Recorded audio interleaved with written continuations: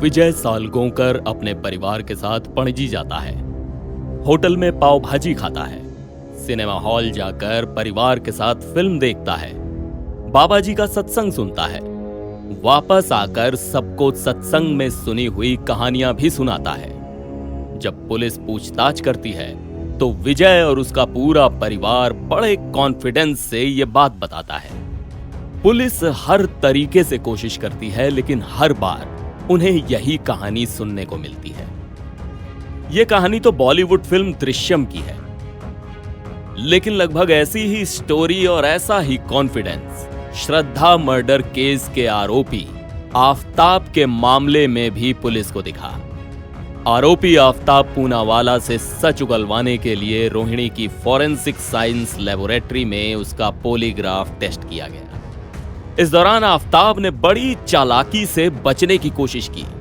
उसने पूछे गए सवालों का अनुमान लगाया और उसके जवाब की प्रैक्टिस की। आफताब ने फिल्म दृश्यम की तरह बड़े कॉन्फिडेंस से झूठ बोला।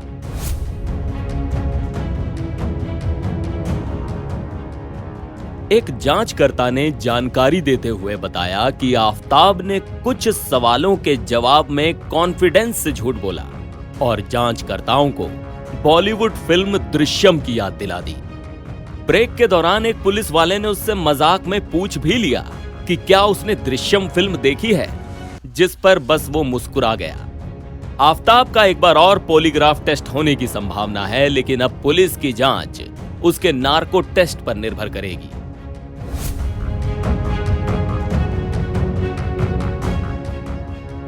एफएसएल के सहायक निदेशक संजीव गुप्ता ने कहा, गुरुवार की तरह आफताब को शुक्रवार को भी बुखार की शिकायत थी, इसलिए प्रक्रिया पूरी नहीं हो सकी। हम उसे दूसरे दिन फिर बुला सकते हैं। एक दूसरे अधिकारी ने कहा कि आफताब के शरीर पर इलेक्ट्रोड लगे होने के कुछ देर बाद ही उसे खांसी शुरू हो गई और रीडिंग ठीक से दर्ज नहीं की जा सकी। अधिकारी ने बताया कि उसकी खांसी के कारण रीडिंग खराब हो गई और वो ये तय नहीं कर सके कि आफताब सच कह रहा था या परीक्षण में हेरफेर कर रहा था।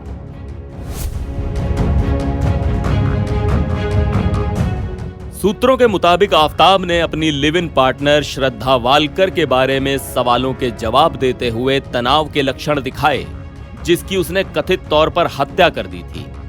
वहीं जब भी उससे इस मामले से हटकर कोई सवाल पूछा जाता, जैसे कि भारत के राष्ट्रपति या फिल्म के पात्रों के नाम, तो उसकी रीडिंग सामान्य रही। टेस्ट से पहले एक्सपर्ट्स ने आफताब से उसके परिवार के बारे में पूछा ताकि वो सहज प्रश्नों के अपने जवाब रिकॉर्ड करे। इसके बाद एक्सपर्ट्स ने पेचीदा सवाल पूछना शुरू किए और जब उसने इनका जवाब दिया तो हार्ट और पल्स की रीडिंग दर्ज की गई। एक्सपर्ट्स सभी सेशन की रिपोर्ट का एनालिसिस करेंगे और कुछ दिनों में अंतिम रिपोर्ट सौंपेंगे। लेकिन इस बीच इस मामले में एक बड़ा अपडेट ये भी आ गया है कि आफताब पूनावाला की पुलिस कस्टडी अब खत्म हो गई है। दिल्ली की कोर्ट ने अब उसे 14 दिनों की न्यायिक हिरासत में जेल भेज दिया है।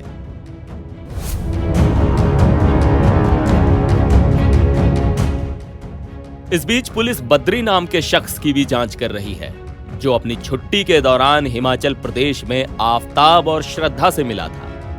वो दंपति के साथ दिल्ली गया था और वे किराए के फ्लैट में जाने से पहले छतरपुर पहाड़ी के डी ब्लॉक में उसके फ्लैट में रहते थे। पुलिस को यह दिलचस्प लग रहा है कि बद्री ने भी मई में अपना फ्लैट खाली कर दिया था। बद्री के मकान मालिक शेखर पंचाध्याय ने शुक्रवार को बताया कि वो करीब 9 महीने तक घर में रहे। ये पूछे जाने पर कि उनके किराएदार ने घर क्यों खाली किया, तो पंचाध्याय ने बताया कि बद्री के पास एक कार थी और उसने उन्हें बताया कि उसे पार्किंग की समस्या थी।